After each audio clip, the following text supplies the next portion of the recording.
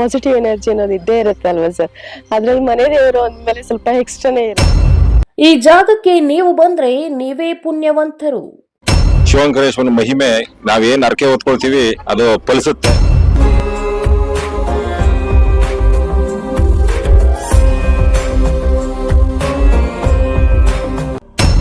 ಟ್ರಸ್ಟ್ನ ಅಧ್ಯಕ್ಷರ ಮತ್ತು ಪದಾಧಿಕಾರಿಗಳ ಸಹಕಾರದಿಂದ ದಾಸೋಹವನ್ನು ಸ್ಟಾರ್ಟ್ ಮಾಡಿದ್ವಿ. ಶಿವಪ್ಪನ ದರ್ಶನ ಪಡೆದರೆ ನೀವೇ ಪುಣ್ಯವಂತರು. ದೇವರು ಕಣ್ಣಿಗೆ ಕಾಣೋದಿಲ್ಲ, ದೇವರನ್ನ ಗುರುಗಳ ರೂಪದಲ್ಲಿ ನಾವು ನೋಡ್ಬೇಕಾಗಿದೆ. ಓಡಾಟದಲ್ಲಿ ಓಡಾಡ್ಕೊಂಡಿರ್ತೀವಿ, ಓಡ್ತಾ ಇರ್ತೀವಿ, ಹೇಗೆ ಸಾಧ್ಯ?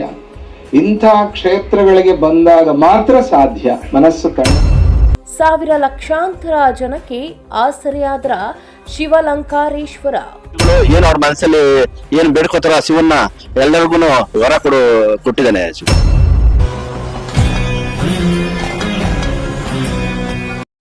ಈ ಕ್ಷೇತ್ರದ ಬಗ್ಗೆನೂ ಕೂಡ ಸಿನಿಮಾ ಮಾಡಬೇಕು ಅಂತ ಮಹದಾಸೆ ಇದೆ. ಬಹುಶಃ ಭಗವಂತ ಯಾವಾಗ ಅದನ್ನ ಕರುಣೆ ತೋರ್ತಾನೋ ಆ ಶಕ್ತಿ ನನಗೆ ಕೊಡ.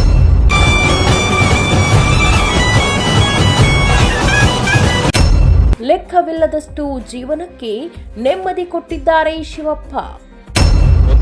5 ವರ್ಷದಲ್ಲಿ ಅರ್ಕೆ ಹೊತ್ತಿದ್ದಂತ ಟೈಮಲ್ಲಿ ನಾನು ಇವತ್ತು TAPCMS ಅಧ್ಯಕ್ಷನಾಗಿ ಬಂದು ಇಲ್ಲಿ ನಿಂತಿದ್ದೀನಿ.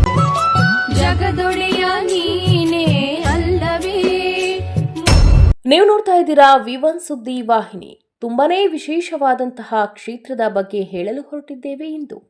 ಇತಿಹಾಸವುಳ್ಳ ಈ ಕ್ಷೇತ್ರ ಅದೆಷ್ಟೋ ಲಕ್ಷಾಂತರ ಜೀವನಕ್ಕೆ ಸ್ವಾಮಿಯವರು ಬೇಡಿದನು ಕೇಳಿದ್ದನ್ನು ಈಡೇರಿಸಿದ ಶಿವಪ್ಪ. ಹೌದು ವೀಕ್ಷಕರೇ, ಶಿವಲಂಕಾರೇಶ್ವರ ಅದ್ಭುತ ಹೇಳಲು ಅಸಾಧ್ಯ. ಒಂದೇ ಒಂದು ಸಾರಿ ಈ ಕ್ಷೇತ್ರಕ್ಕೆ ಭೇಟಿ ಕೊಟ್ಟರೆ ಸ್ವಾಮಿಯವರ ಪವಾಡ ನೀವೇ ನಿಮ್ಮ ಕಣ್ಣಾರೆ ನೋಡಬಹುದು. ಯಾಕಂದ್ರೆ ತುಂಬಾ ವಿಶೇಷವಾಗಿ ಪೂಜೆಗಳು ಹಾಗೂ ಬರುವಂತಹ ಭಕ್ತಾದಿಗಳು ಯಾರೇ ಆಗಿದ್ರೂ ಕೂಡ ಪೂಜೆ ಮಾಡಿ ಕೊಡುವ ವಿಧಾನವಾಗಿರಬಹುದು. ಇಲ್ಲಿನ ಪ್ರಧಾನ ಅರ್ಚಕರಾದ ಶ್ರೀ ದೇವರಾಜ್ ರವರು ಅವರ ಕಷ್ಟ ಏನೇ ಇರಲಿ ಪರಿಹಾರ ಹೇಳುತ್ತಿದ್ದಾರೆ. ಅದೇ ತರಹ ಪ್ರತಿನಿತ್ಯವೂ ಪ್ರತಿದಿನವೂ ಅನ್ನದಾಸೋಹ ಈ ಕ್ಷೇತ್ರದಲ್ಲಿ ಇರುತ್ತೆ. ಯಾಕೆಂದ್ರೆ ಅನ್ನದಾನವೇ ಮಹಾದಾನ. ಯಾರೇ ಬರಲಿ ಬಂದಂತಹ ಭಕ್ತಾದಿಗಳು ಹಸಿದುಕೊಂಡು ಹೋಗಬಾರದೆಂದು ಅನ್ನದಾಸೋಹ ಪ್ರಾರಂಭ ಮಾಡಿ 2 ವರ್ಷವಾಗಿದೆ. ಅದೇ ಸಂಭ್ರಮವನ್ನು ದಿನಾಂಕ 31/12/2025 ಅದ್ದೂರಿಯಾಗಿ ಕಾರ್ಯಕ್ರಮವನ್ನು ನಡೆಸಿದ್ರು. ಅದೇ ತರಹ ಶಿವಲಂಕಾರೇಶ್ವರ ಸ್ವಾಮಿ ಬರುವಂತಹ ಭಕ್ತಾದಿಗಳಿಗೆ ಕೇಳಿದನ್ನ ಬೇಡಿದನ್ನ ಸ್ವಾಮಿ ಕೊಡುತ್ತಿದ್ದಾರೆ. ಸ್ಥಳ ಶ್ರೀ ಕ್ಷೇತ್ರ ಶ್ರೀ ಶಿವಲಂಕಾರೇಶ್ವರ ಸ್ವಾಮಿ ದೇವಸ್ಥಾನ, ಮಡಿವಾಳ ಗ್ರಾಮ, ಉಯ್ಯಂಬಳ್ಳಿ ಹೋಬಳಿ, ಕನಕಪುರ ತಾಲೂಕು, ಬೆಂಗಳೂರು ದಕ್ಷಿಣ ಜಿಲ್ಲೆ. ಹಾಗೂ ಹೆಚ್ಚಿನ ಮಾಹಿತಿಗೆ ಇಲ್ಲಿ ಕಾಣುತ್ತಿರುವ ನಂಬರ್ ಅನ್ನ ಸಂಪರ್ಕಿಸಿ. ನಾನು ಕನಕಪುರ ತಾಲೂಕು ಉಯ್ಯಂಬಳ್ಳಿ ಹೋಬಳಿ ದೊಡ್ಡಹಳ್ಳಿ ಗ್ರಾಮದವನು. ನಾನು ಸ್ಕೂಲ್ಗೆ ನಾನು ಚಿಕ್ಕ ವಯಸ್ಸಿನಿಂದನೂ ಇಲ್ಲಿ ಮಡಿವಾಳ ಶಿವಂಕರೇಶ್ವರ ಅಂತ ಪ್ರಸಿದ್ಧಿ. ಅವತ್ತಿಂದ ಇವತ್ತಿನವರೆಗೂ ವರ್ಷಕ್ಕೆ 2 ದಫಾ ಇಲ್ಲಿ ಜಾತ್ರೆ ನಡೀತದೆ. ಒಂದು ಕಡೆ ಕಾರ್ತಿಕೆ ಸೋಮವಾರ ಅಂತ ಒಂದು ಶಿವರಾತ್ರಿಲಿ ತುಂಬಾ ಜನ ಇಲ್ಲ ಸುತ್ತಮುತ್ತ ಜಿಲ್ಲೆಗಳಿಂದನೂ ಇಲ್ಲಿ ಬರ್ತಾರೆ. ಇಲ್ಲಿಯ ಶಿವಂಕರೇಶ್ವರನ ಮಹಿಮೆ ನಾವೇನ್ ಅರ್ಕೆ ಹೊತ್ಕೊಳ್ತೀವಿ ಅದು ಫಲಿಸುತ್ತೆ. ನಾನು ಇಲ್ಲಿ ಹೋದ 5 ವರ್ಷದಲ್ಲಿ ಅರ್ಕೆ ಹೊತ್ತಿದ್ದಂತ ಟೈಮಲ್ಲಿ ನಾನು ಇವತ್ತು TAPCMS ಅಧ್ಯಕ್ಷನಾಗಿ ಬಂದು ಇಲ್ಲಿ ನಿಂತಿದ್ದೀನಿ. ನಾನು ಮತ್ತೆ ಸ್ಪರ್ಧೆ ಮಾಡ್ತಾ ಇದ್ದೀನಿ TAPCMSಗೆ. ಆ ಶಿವಂಕರೇಶ್ವರನ ಮತ್ತೆ ಕೇಳ್ಕೊಂಡೋಗೋಣ ಅಂದ್ಬಿಟ್ಟು ಆ ಭಗವಂತನ ಸನ್ನಿಧಿಯಲ್ಲಿ ಬಂದು ಕೇಳ್ಕೊಳ್ತಾ ಇದ್ದೀನಿ. ಮತ್ತೆ ನಮ್ಮ DK ಶಿವಕುಮಾರ್ ಸಾಹೇಬ್ರು CM ಆಗ್ಲಿ ಅಂತ ನಾವು ಅರ್ಕೆ ಹೊತ್ತಿದ್ದೀವಿ. ಅವರು CM ಆಗ್ಲಿ, ಅವರ ಒಂದು ಕೃಪಾ ಕಟಾಕ್ಷನು, ಭಗವಂತನ ಕೃಪಾ ಕಟಾಕ್ಷನು ಅವ್ರ ನಮ್ಮಲ್ಲಿ ಇರ್ಲಿ ಅಂತ ಕೇಳ್ಕೊಳ್ತಾ ಈ ಶಿವಂಕರೇಶ್ವರನ ನೆನೆದು ಬಂದಂತ ಭಕ್ತಾಳಿಗಳು ದೇವರು ಭಗವಂತ ಒಳ್ಳೇದ್ ಮಾಡ್ಲಿ ಅಂತ ಹೇಳಿ ಎಲ್ಲರೂ ನಮಸ್ತೀನಿ. ತುಂಬಾ ಪ್ರಸಿದ್ಧವಾದಂತ ದೇವರು ಈ ನಮ್ಮ ಈ ತಾಲೂಕು ಚಾಮರಾಜನಗರ, ಕನಕಪುರ ಮತ್ತೆ ಚಾಮರಾಜನಗರ, ಮೈಸೂರು ಈ ಸುತ್ತಮುತ್ತ ಭಕ್ತಾದಿಗಳು ತುಂಬಾ ಜನ ಬರ್ತಾರೆ. ಈ ದಿನ ವಿಶೇಷವಾದ ದಿನ ಇದ್ರಿಂದ ಕಾರ್ತಿಕದ ಕೊನೆ ಸೋಮವಾರ ಇದ್ರಿಂದ ತುಂಬಾ ಜನ ಭಕ್ತಾದಿಗಳು ಬರ್ತಾ ಇದ್ದಾರೆ. ತುಂಬಾ ಪವಾಡಗಳು ನಡೀತಾ ಇದೆ ಇಲ್ಲಿ. ನಮ್ಮ ಸಾಹೇಬ್ರಿಗೂ ಇದೆಲ್ಲ, ನಮ್ಮ DK ಶಿವಕುಮಾರ್ ನಮ್ಮ ಸಾಹೇಬ್ರಿಗೂ ಇದು ಮನೆ ದೇವರು.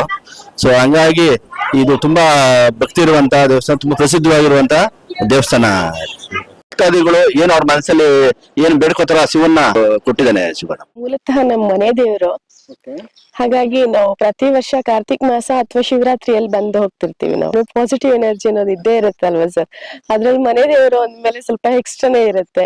ಅದು ಫಸ್ಟ್ ಗಂಗಾ ಪೂಜೆ ಮಾಡ್ತೀವಿ. ಅಲ್ಲಿ ನಮ್ಮ ಮನೆ ದೇವರುಗಳನ್ನ ನೆನಪು ಮಾಡ್ಕೊಂಡು ಗಂಗೆ ಪೂಜೆ ಮಾಡಿ ಆನಂತರ ದೇವರ ದರ್ಶನಕ್ಕೆ ಹೋಗ್ತೀವಿ. ಟ್ರಸ್ಟ್ನ ಅಧ್ಯಕ್ಷರ ಮತ್ತು ಪದಾಧಿಕಾರಿಗಳ ಸಹಕಾರದಿಂದ ದಾಸೋಹವನ್ನು ಸ್ಟಾರ್ಟ್ ಮಾಡಿದ್ವಿ. ಅದಕ್ಕೆ ಭಕ್ತರು ತುಂಬ ಸಹಕಾರವನ್ನು ಕೊಟ್ಕೊಂಡು ಬಂದಿದ್ದಾರೆ. ಅವ್ರಿಗೋಸ್ಕರ ನಾವು ಇಂಥ ಸಹಕಾರ ಕೊಡ್ತಾ ಇರೋ ಭಕ್ತರಿಗೋಸ್ಕರ ದೇವರ ದರ್ಶನವನ್ನು ಒಂದು ಕಾರ್ಯಕ್ರಮದ ಮುಖಾಂತರ ಮಾಡಿಸಿ ಅವ್ರಿಗೆ ದೇವರ ಆಶೀರ್ವಾದ ಸಿಗಬೇಕು ಅನ್ನೋ ದೃಷ್ಟಿಯಿಂದ ಈ ಕಾರ್ಯಕ್ರಮವನ್ನು ನಾವು ಆಯೋಜಿಸಿದ್ದೇವೆ. ಅದರ ಜೊತೆಯಲ್ಲೇ ನಮ್ಮ ಈ ಕ್ಷೇತ್ರದ ಈ ನಾಡಿನ ಗಣ್ಯ ಗುರುಗಳನ್ನು ಅವರ ಆಶೀರ್ವಚನವನ್ನು ಈ ಮುಖೇನ ತಮಗೆ ತಲುಪಿಸುವ ಒಂದು ಪ್ರಯತ್ನವನ್ನು ಕೂಡ ಈ ನಿಟ್ಟಿನಲ್ಲಿ ಮಾಡ್ತಾ ಇದ್ದೇವೆ. ಈ ಕ್ಷೇತ್ರಕ್ಕೆ ಇನ್ನೂ ಹೆಚ್ಚಿಗೆ ಮಾತಾಡಲು ನಾವು ಸಮಯದ ಅಭಾವ ಇರೋದ್ರಿಂದ ಎಲ್ಲ ಭಕ್ತಾದಿಗಳಿಗೆ ನನ್ನ ನಮನಗಳನ್ನು ಸಲ್ಲಿಸುತ್ತಾ ನನ್ನ ಪ್ರಾಸ್ತಾವಿಕ ಭಾಷಣ ಮುಗಿಸ್ತೀನಿ. ನಮಸ್ಕಾರ. ಈ ನೆಮ್ಮದಿ ಮತ್ತು ಶಾಂತಿ ಅಂತಕ್ಕಂಥದ್ದು ಯಾವುದೇ ಅಂಗಡಿ ಮುಗ್ಗಟ್ಟಲ್ಲಿ ಸಿಗೋದಿಲ್ಲ. ಹಣ ಕೊಟ್ಟು ನೆಮ್ಮದಿ ಮತ್ತು ಶಾಂತಿಯನ್ನ ಪಡಿಲಿಕ್ಕೆ ಆಗೋದಿಲ್ಲ. ಈ ನೆಮ್ಮದಿ ಶಾಂತಿಯನ್ನ ಪಡಿಬೇಕು ಅಂತಂದ್ರೆ ಅದು ನಮ್ಮ ಒಳಗಡೆ ಇದೆ, ಅದನ್ನ ಅನುಭವಿಸ್ತಕ್ಕಂಥ ಪ್ರಯತ್ನವನ್ನ ಮಾಡಬೇಕು. ಅದಕ್ಕೆ ವಿಜಯದೇವರು ಹೇಳಿದ್ರು, ದೇವರು ಕಣ್ಣಿಗೆ ಕಾಣೋದಿಲ್ಲ, ದೇವರನ್ನ ಗುರುಗಳ ರೂಪದಲ್ಲಿ ನಾವು ನೋಡ್ಬೇಕಾಗಿದೆ. ಅದಕ್ಕೆ ಶರಣರು ಹೇಳಿದ್ರು, ಶಿವಪಥವನ್ನು ಅರಿವಡೆ ಗುರುಪಥವೇ ಮೊದಲು. ಶಿವನ್ ಯಾರೋ ನೋಡಿದ್ದೀರಾ? ಕೈ ಎತ್ತಿ. ನೋಡಿಲ್ಲ. ನೋಡ್ಬೇಕು ಅಂತ ಪ್ರಯತ್ನ ಮಾಡ್ಬೇಕಾದ್ರೆ ಗುರುವಿನ ಮುಖಾಂತರನೇ ಹೋಗ್ಬೇಕು ಅಂತ. ಗುರು ಹೇಳ್ತಕ್ಕಂಥ ಸನ್ಮಾರ್ಗದಲ್ಲಿ, ಗುರು ಹೇಳ್ಕೊಡ್ತಕ್ಕಂಥ ಧಾರ್ಮಿಕ ವಿಚಾರಗಳಲ್ಲಿ, ಅನುಭವದಲ್ಲಿ ಹೋದಾಗ ಮಾತ್ರ ನಾವು ದೇವರನ್ನ ಕಾಣಲಿಕ್ಕೆ ಸಾಧ್ಯ ಆಗ್ತದೆ. ಅದಕ್ಕೆ ಶಿವಪಥವನ್ನು ಅರಿವಡೆ ಗುರುಪಥವೇ ಮೊದಲು ಅಂತ ಹೇಳಿ ನಾವು ಅದನ್ನು ಪಡಿಬೇಕಾದ್ರೆ ಏನ್ ಮಾಡ್ಬೇಕು ಅಂದ್ರೆ ನಾವು ನಮ್ಮಲ್ಲಿ ಒಂದಷ್ಟು ಸದ್ಗುಣಗಳನ್ನ ಮತ್ತು ಹೃದಯ ಶುದ್ಧಿಯನ್ನ ಇಟ್ಕೋಬೇಕಾಗ್ತದೆ. ಹೃದಯ ಶುದ್ಧಿಗಳನ್ನ ಮತ್ತು ಸದ್ಬುದ್ಧಿಗಳನ್ನ ಇಟ್ಕೊಂಡಾಗ ಮಾತ್ರ ನಾವು ಅಂತ ಒಂದು ದೈವ ಶಕ್ತಿಯನ್ನ ಪಡಲಿಕ್ಕೆ ಪ್ರಯತ್ನ ಮಾಡಬಹುದು. ಈ ಸಾಹಿತ್ಯ ಮತ್ತು ಸಾಮೀಪ್ಯ ಇದೆಯಲ್ಲ, ಇದು ಭಗವಂತನ ಹತ್ರ ಮತ್ತು ಗುರುಗಳ ಹತ್ರ ಮಾತ್ರ ಸಿಗ್ಲಿಕ್ಕೆ ಸಾಧ್ಯ. ಯಾಕೆಂತ ಹಿಂದೆ ಹೇಳಿದ್ದಾರೆ ಎಲ್ಲ ಮನೆ ಮಠ ಜೋಪಾನ ಅಂತ. ಹೌದಲ್ಲ? ತೀರ್ಥಯಾತ್ರೆಗಳಿಗೆ ಹೋಗ್ಬೇಕು ಅದೇನ್ ಹೇಳ್ತಾರೆ? ಮನೆ ಮಠ ಜೋಪಾನರಪ್ಪ ಅಂತ ಹೇಳ್ತಾರೆ. ಮನೆ ಎಷ್ಟು ಮುಖ್ಯವೋ ಮಠಗಳು ಅಷ್ಟೇ ಮುಖ್ಯ, ದೇವಾಲಯಗಳು ಸುದ ಅಷ್ಟೇ ಮುಖ್ಯ.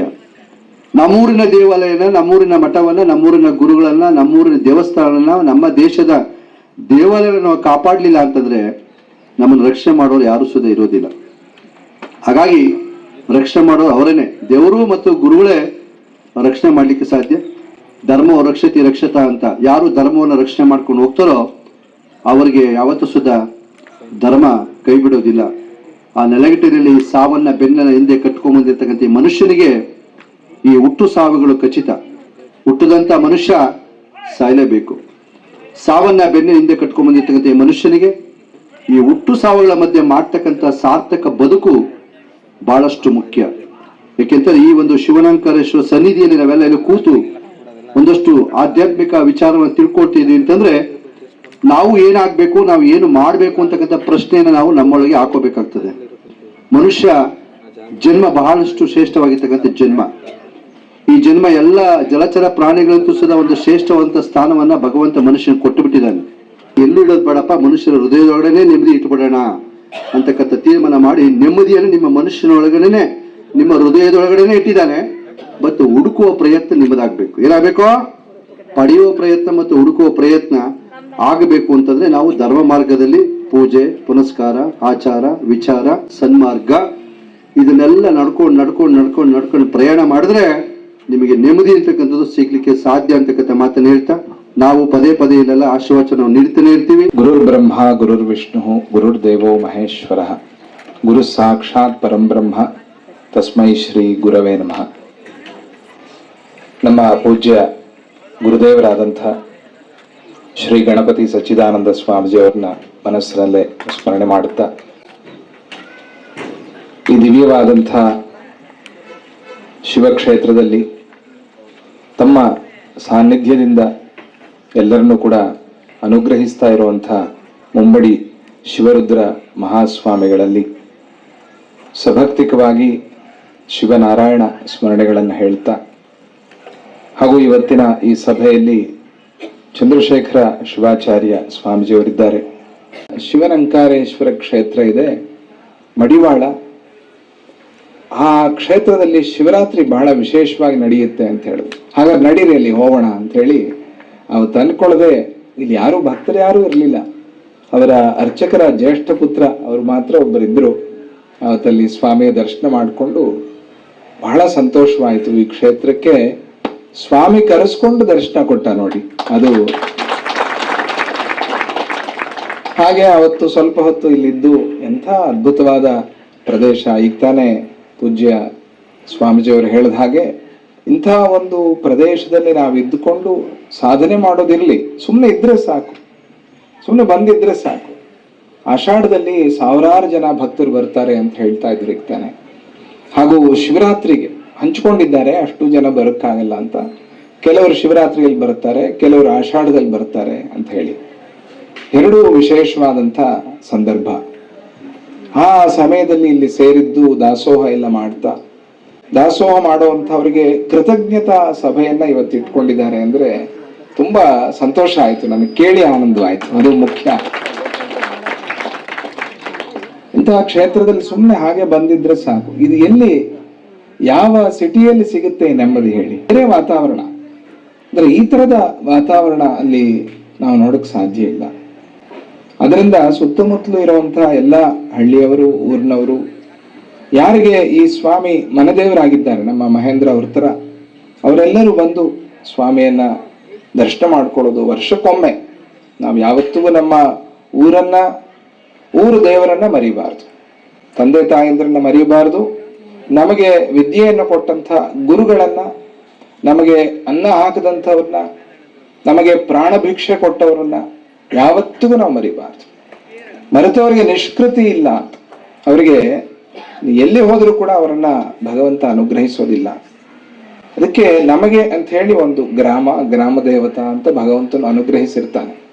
ಅಂತಹ ಕ್ಷೇತ್ರಗಳಲ್ಲಿ ಪ್ರತಿ ವರ್ಷ ಹೋಗಿ ನಾವಲ್ಲಿ ಒಂದು ಸೇವೆ ಮಾಡೋದು, ಒಂದು ಅನ್ನದಾನ ಮಾಡೋದು, ಒಂದು ದೇವರ ಕೈಂಕರ್ಯ ಮಾಡಿಸೋದು, ಇದು ಪದ್ಧತಿ ವಿಧಾನ ಮಾಡಬೇಕು. ಹಾಗೆ ಮಡಿವಾಳ ಅಂತ ಹೇಳಿ ಅಲ್ಲಿ ಬರುತ್ತೆ, ಅದೇ ಮಡಿವಾಳ ಅಂತ ನಾವು ಇವತ್ತು ಕೇಳ್ತಾ ಇದ್ವಿ. ಶಿವನಂಕಾರೇಶ್ವರ ಸ್ವಾಮಿಯನ್ನ ಬಹಳ ಜ್ಞಾಪಿಸ್ಕೊಂಡಿದ್ರು. ಜಯಲಕ್ಷ್ಮಿ ಮಾತಾ ಕೂಡ ಬಂದು ಇಲ್ಲಿ ಅನುಷ್ಠಾನವನ್ನ, ತಪಸ್ಸನ್ನೆಲ್ಲ ಮಾಡಿದ್ದಾರೆ. ಅಂತಹ ಒಂದು ಕ್ಷೇತ್ರದಲ್ಲಿ ಇವತ್ತು ವಿಶೇಷವಾಗಿ ಹೋಮ, ಅಭಿಷೇಕ, ಕೈಂಕರ್ಯ ಎಲ್ಲವನ್ನ ಮಾಡಿಸಿದ್ದಾರೆ. ಇದು ಬಹಳ ಮುಖ್ಯ.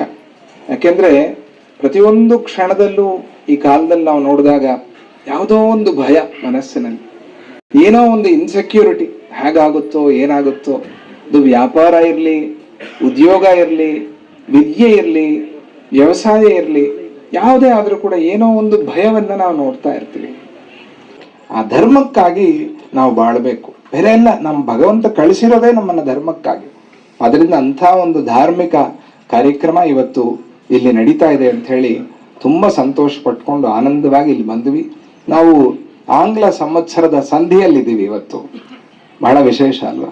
2025, ನಾಳೆ 26. ಇಂಥ ಸಂಧಿಯಲ್ಲಿ, ಧನುರ್ಮಾಸದಲ್ಲಿ ಎಲ್ಲರೂ ಸೇರಿ ಭಗವಂತನನ್ನ ಪ್ರಾರ್ಥನೆ ಮಾಡ್ತಾ ಇದ್ದೀವಿ ಅಂತಂದ್ರೆ ಬರೋ ವರ್ಷ ಎಲ್ಲರಿಗೂ ಎಲ್ಲಾ ತರ ಚೆನ್ನಾಗಿರುತ್ತೆ ಅಂತ ಒಂದು ಶುಭ ಸೂಚನೆ.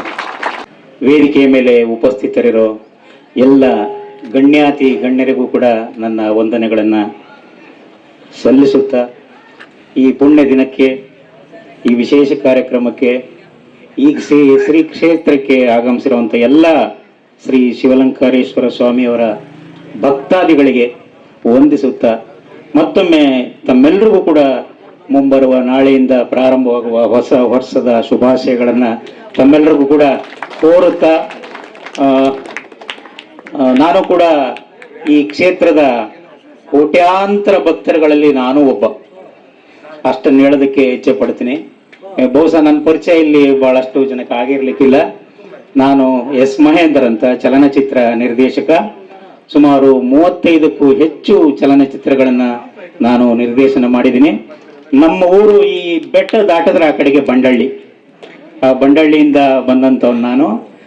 ನಮ್ಮ ಮೂಲ ಬಂದು ದೇವಶಿವನಹಳ್ಳಿ. ನಮ್ಮ ಪೂರ್ವಜರೆಲ್ಲ ಹುಟ್ಟಿ ಬೆಳೆದದ್ದು ಎಲ್ಲ ಇದ್ದದ್ದೆಲ್ಲ ದೇವಶಿವನಹಳ್ಳಿ. ಯಾವುದೋ ಕಾರಣಕ್ಕೆ ಹೊಳೆ ದಾಟ್ಕೊಂಡು ಹೋಗಿ ಆ ಕಡೆ ಸೇರ್ಕೊಂಡಿದ್ದಾರೆ. ಹಾಗಾಗಿ ನಮ್ಮ ಅಕ್ಕಪಕ್ಕದ ಊರಿಂದ ಶಾಗ್ಯ, ಮಣಗಳ್ಳಿ, ಬಂಡಳ್ಳಿ ಮತ್ತೆ ಆ ಭಾಗದಿಂದ ಅನೇಕ ಭಕ್ತಾದಿಗಳು ಇವತ್ತು ಇಲ್ಲಿ ತಾವೆಲ್ಲರೂ ಕೂಡ ಆಗಮಿಸಿದಿರಿ. ತಮ್ಮೆಲ್ಲರಿಗೂ ಕೂಡ ಶಿವಲಂಕಾರೇಶ್ವರ ಸ್ವಾಮಿಯವರ ಆಶೀರ್ವಾದ ಲಭಿಸ್ಲಿ.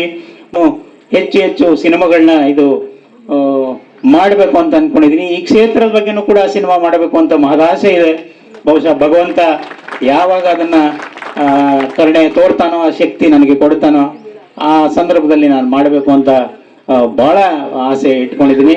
ಈ ಕಾರ್ಯಕ್ರಮಕ್ಕೆ ನನ್ನ ಶ್ರೀಮತಿ ಮತ್ತೆ ನನ್ನ ಮಗ ಓಂಕಾರ ಎಲ್ಲ ಬಂದಿದ್ದಾರೆ. ಅವ್ರಿಗೂ ಕೂಡ ಶಿವಲಂಕಾರೇಶ್ವರನ ಪರಮ ಪೂಜ್ಯರುಗಳ ಇಲ್ಲಿ ಎಲ್ಲಾ ಭಕ್ತಾದಿಗಳ ಆಶೀರ್ವಾದ ಇರ್ಲಿ ಅಂತ ಹೇಳಿ ಸಂದರ್ಭದಲ್ಲಿ ಕೇಳ್ಕೊತಾ ಮತ್ತೊಮ್ಮೆ ತಮ್ಮೆಲ್ಲರಿಗಳಿಗೂ ವಂದಿಸುತ್ತಾ ನನ್ನ ಮಾತನ್ನು ಮುಗಿಸ್ತೀನಿ. ನಮಸ್ಕಾರ. Thank you.